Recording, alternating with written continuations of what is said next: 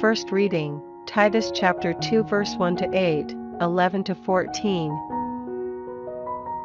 It is for you, then, to preach the behavior which goes with healthy doctrine. Older men should be reserved, dignified, moderate, sound in faith and love and perseverance. Similarly, older women should behave as befits religious people, with no scandal-mongering and no addiction to wine. They must be the teachers of right behavior, and show younger women how they should love their husbands and love their children, how they must be sensible and chaste, and how to work in their homes, and be gentle, and obey their husbands, so that the message of God is not disgraced. Similarly, urge younger men to be moderate in everything that they do, and you yourself set an example of good works, by sincerity and earnestness, when you are teaching, and by a message sound and irreproachable, so that any opponent will be at a loss, with no accusation to make against us. You see, God's grace has been revealed to save the whole human race. It has taught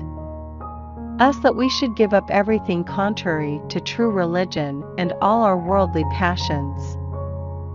We must be self-restrained and live upright and religious lives in this present world, waiting in hope for the blessing which will come with the appearing of the glory of our great God and Savior Christ Jesus. He offered himself for us in order to ransom us from all our faults, and to purify a people to be his very own and eager to do good.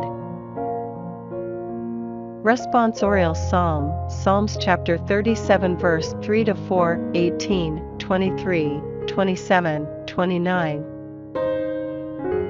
Put your trust in Yahweh and do right. Make your home in the land and live secure. Make Yahweh your joy, and he will give you your heart's desires. The lives of the just are in Yahweh's care. Their birthright will endure forever. Yahweh guides a strong man's steps and keeps them firm, and takes pleasure in him. Turn your back on evil and do good. You will have a home forever, but the upright shall have the land for their own. There they shall live forever. Gospel, Luke chapter 17 verse 7 to 10. Which of you, with a servant plowing or minding sheep, would say to him when he returned from the fields, "Come and have your meal at once"? Would he not be more likely to say, "Get my supper ready, fasten your belt and wait on me while I eat and drink"? You yourself can eat and drink afterwards. Must he be grateful to the servant for doing what he was told? So with you, when you have done all you have been told to do, say, "We are useless servants. We have done no more than our duty."